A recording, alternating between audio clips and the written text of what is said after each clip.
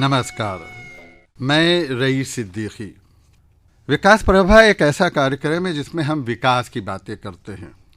विकास किसी भी प्रकार का हो सकता है, लेकिन आज हमने जो विषय चुना है वो है शिक्षा।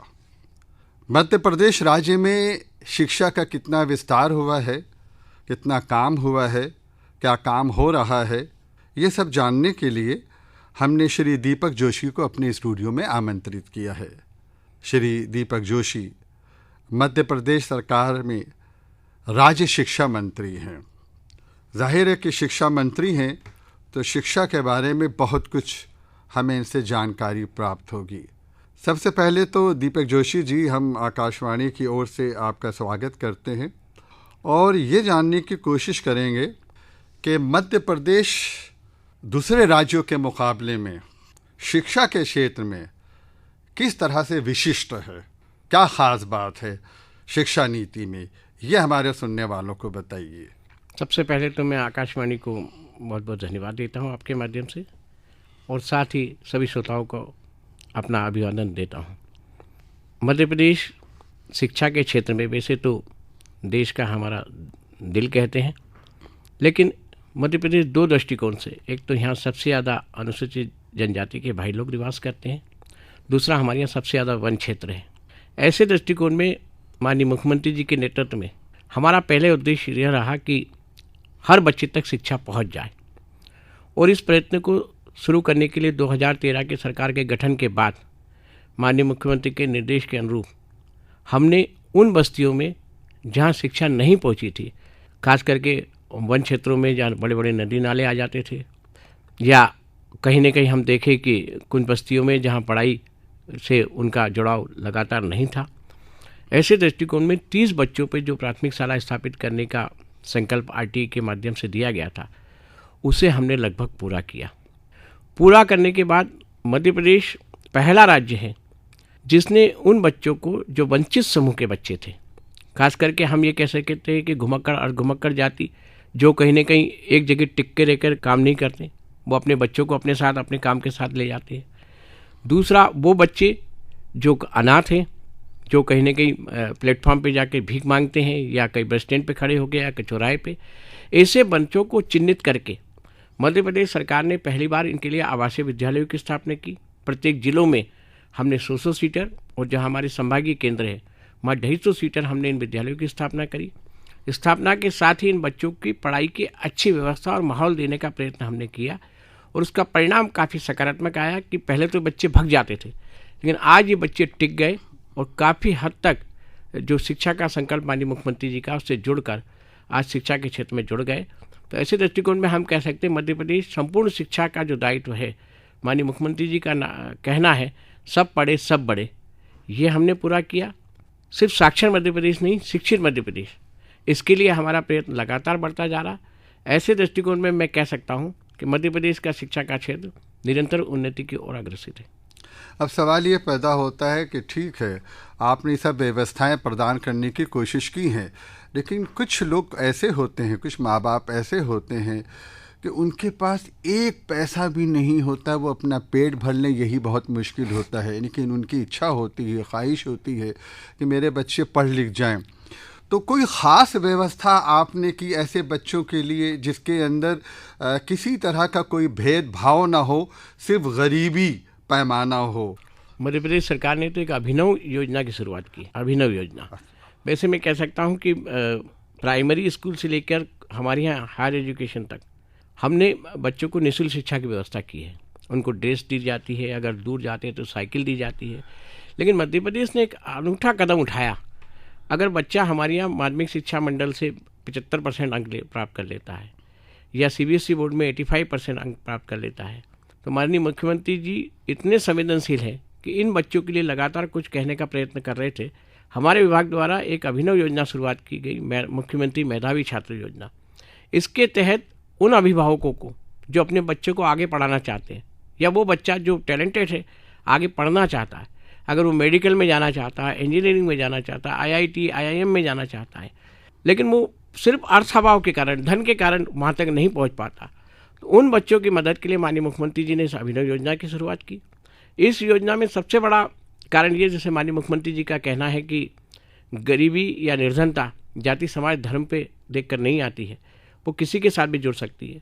तो ऐसे बच्चों की मदद करने के लिए उन्होंने एक अभिनव योजना, मुख्यमंत्री मेधावी छात्र योजना की शुरुआत की, जिसके तहत अगर बच्चा 75% प्लस बोर्ड में और एमपी बोर्ड में और 85% सीबीएसई बोर्ड में लेकर आता है तो उसकी पूरी की पूरी फीस मध्य प्रदेश की सरकार अपने खजाने से जमा करेगी। इस साल हमने 22,000 बच्चों को इनरोल किया, लगभग 18,500 बच्चों को ये फीस की व्यवस्था कर दी।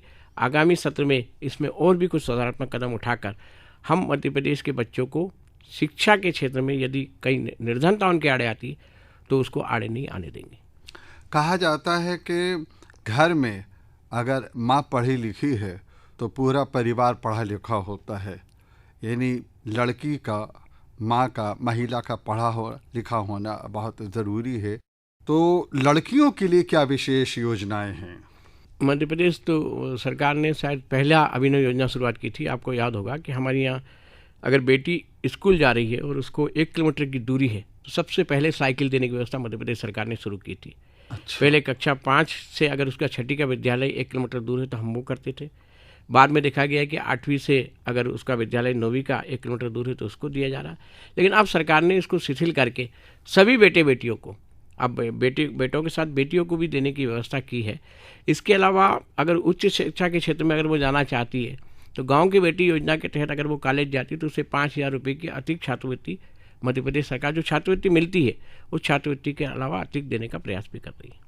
अच्छा, ये तो चलिए छात्रवृत्ति या स्कॉलरशिप वगैरह देते हैं। शुरू में आपने फरमाया था कि आवासीय यानी हॉस्टल्स की भी व्यवस्था होती है, तो हॉस्टल का कुछ शुल्क होता है और इसके अलावा कुछ खाना पीना, नाश्ता, दोपहर शाम का, इसकी भी कोई फ्री व्यवस्था है? नहीं, बिल्कुल निःशुल्क है और उसकी गुणवत्ता को नियंत्रित करने के लिए भी हम लोग प्रयास करते हैं कि गुणवत्ता विहीन वो खाना या उनका रहन सहन नहीं हो। लगातार उसकी मॉनिटरिंग होती है। अच्छा वातावरण हम इन छात्रावासों में प्रदत्त करने का प्रयास कर रहे हैं। अभी जो रुझान आया उससे अब छात्रावासों की मांग लगातार बढ़ती जा रही है और अभी हमने तय किया कि हम छोटे छात्रावास नहीं खोलेंगे। हम जैसे पहले 50 सीटर 100 सीटर छात्रावास खोलते थे, अब हम 500 1000 सीटों के छात्रावास खोलने का प्रयास कर रहे हैं ताकि एक उन्मुक्त वातावरण शिक्षा के क्षेत्र में मिले, खास करके बालिका क्षेत्र में। दीपक जोशी जी, हर राज्य में अलग अलग पुस्तकों का पाठ्यक्रम होता है, कोर्सेज का पाठ्यक्रम होता है, तो उससे कुछ विवाद भी पैदा हो जाते हैं। मध्य प्रदेश राज्य शिक्षा के क्षेत्र में ऐसा क्या कर रहा है जो पाठ्यक्रम बहुत ही सुनिश्चित हो, बहुत ही मानक हो और हर जगह स्वीकार्य हो?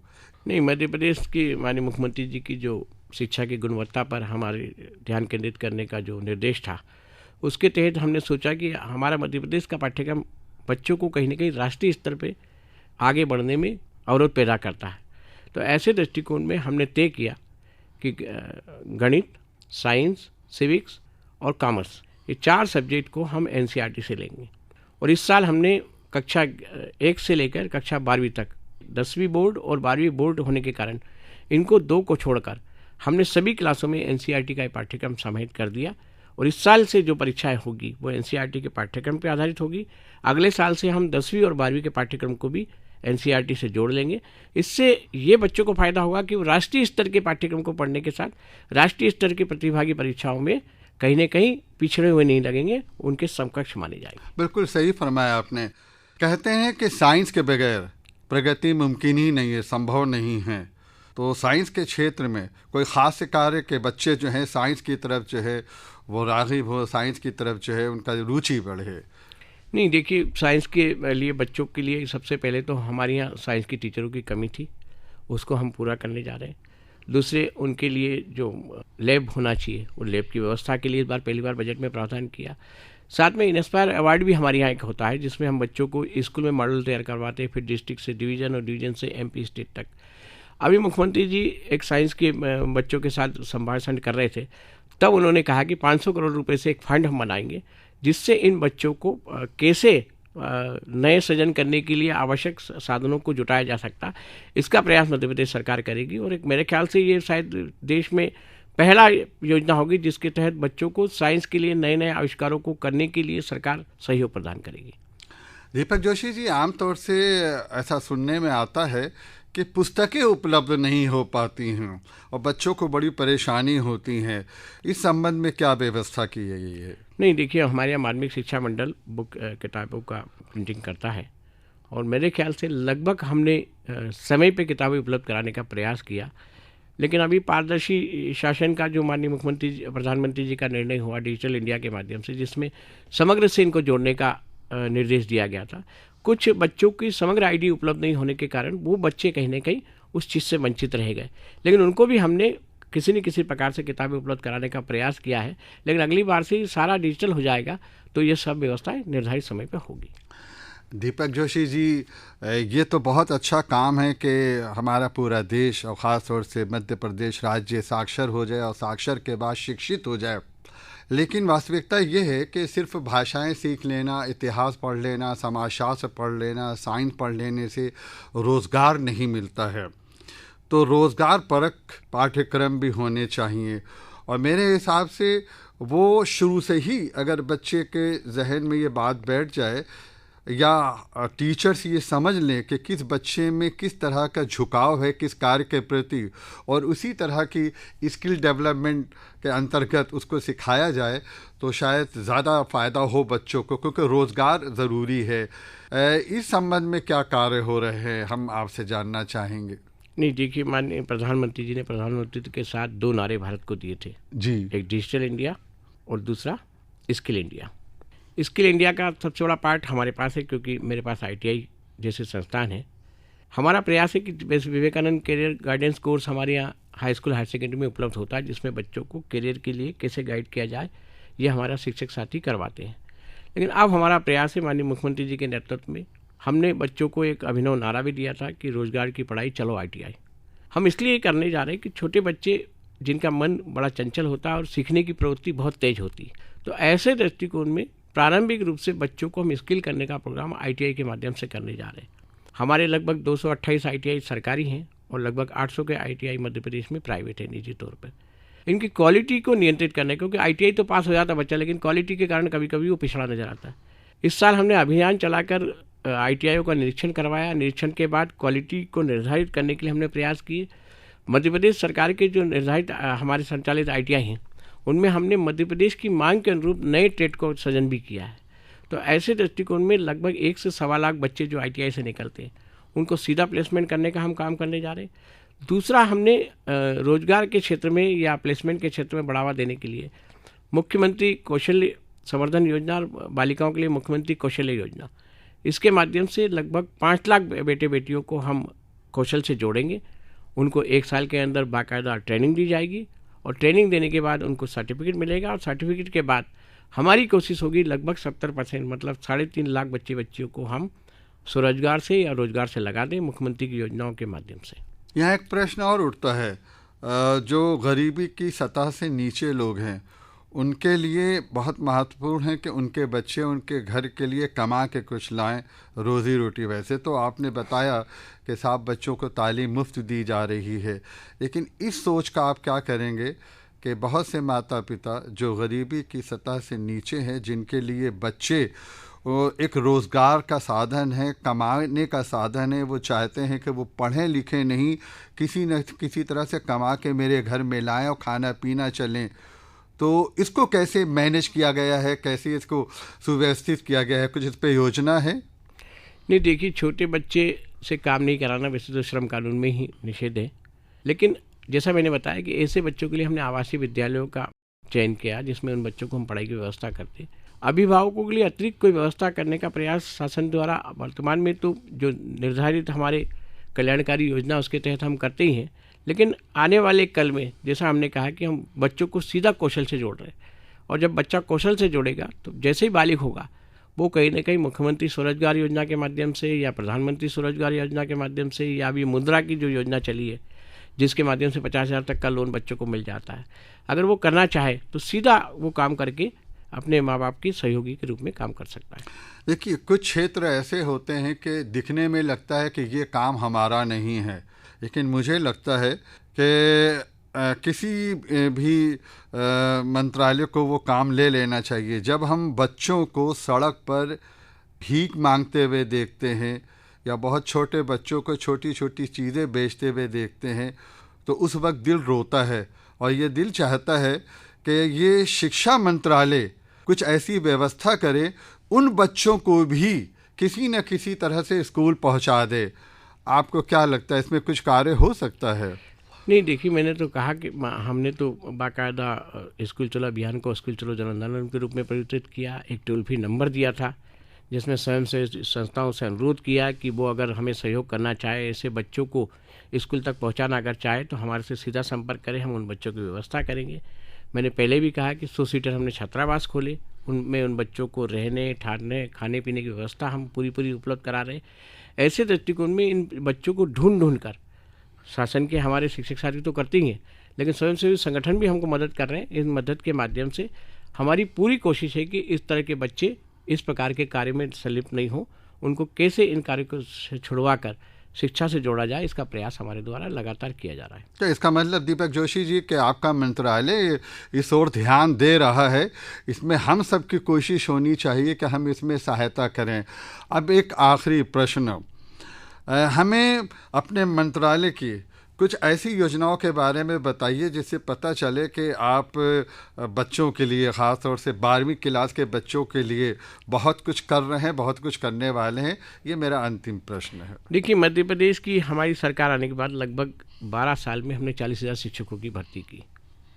शिक्षकों की जो कमी थी उसको लगभग पूरा करने का प्रयास किया। वर्तमान में 32,000 शिक्षकों की नियुक्ति हमारी प्रस्तावित है। ऐसे दृष्टिकोण में हमारे प्राइमरी और मिडिल स्कूल में जो आरटी के नियम तहत होता है कि प्राइमरी में 3, माध्यमिक में 3 शिक्षक होना चाहिए, वो हमने कर दिए। आने वाले समय में पहली बार हम बिजली से हमारे सारे स्कूलों को जोड़ने का प्रयास कर रहे हैं। अभी हमारे हायर सेकेंडरी हाई स्कूल को हम इस बार बिजली से जोड़ रहे हैं। अगले साल हमारे सारे प्राइमरी मिडिल को हम सोलर ऊर्जा से जोड़कर बिजली से जोड़ देंगे। पहली बार हम मिडिल स्कूल्स में फर्नीचरों की व्यवस्था करने जा रहे हैं, ये व्यवस्था भी हमारे द्वारा की जा रही है। इसके अलावा कैसे गुणवत्तापूर्ण शिक्षा दी जाए, इसके लिए टीचर्स की ट्रेनिंग का कार्यक्रम पहले महज 7 दिन का होता था, लेकिन अब आईटी के संसाधन उपलब्ध होने के कारण अच्छी टीचिंग व्यवस्था, अच्छे लेसन्स को उपलब्ध कराने का प्रयास भी हमारे द्वारा किया जा रहा है। इंफ्रास्ट्रक्चर में जहाँ बिल्डिंग नहीं थी वहाँ बिल्डिंग बनाने का प्रयास, जहाँ रास्ते नहीं थे वहाँ रास्ते देने का प्रयास, ये सब भी हम कहीं ना कहीं कर रहे हैं। ऐसे दृष्टिकोण में मैं कह सकता हूँ कि शिक्षा का जो वर्तमान परिदृश्य मध्य प्रदेश का है, वो कहीं ना कहीं गुणवत्ता के साथ पूरे प्रदेश को शिक्षा से जोड़ते हुए देश में कहीं ना कहीं अपनी पहचान बनाने के लिए अग्रसित है। माननीय मुख्यमंत्री जी के नेतृत्व में हम सबका प्रयास है कि मध्य प्रदेश को शिक्षा के क्षेत्र में भी उसी स्तर में ले जाए जिस क्षेत्र में मध्य प्रदेश अन्य स्थिति में है। विकास प्रभा, अभी आपने शिक्षा के विस्तार और प्रगति के बारे में मध्य प्रदेश सरकार के राज्य शिक्षा मंत्री श्री दीपक जोशी से जानकारी हमने हासिल की, तो हम आपकी तरफ से और आकाशवाणी की तरफ से श्री दीपक जोशी का तहे दिल से शुक्रिया अदा करते हैं, धन्यवाद कहते हैं। दीपक जी, बहुत बहुत धन्यवाद। सभी श्रोताओं को बहुत बहुत नमस्कार।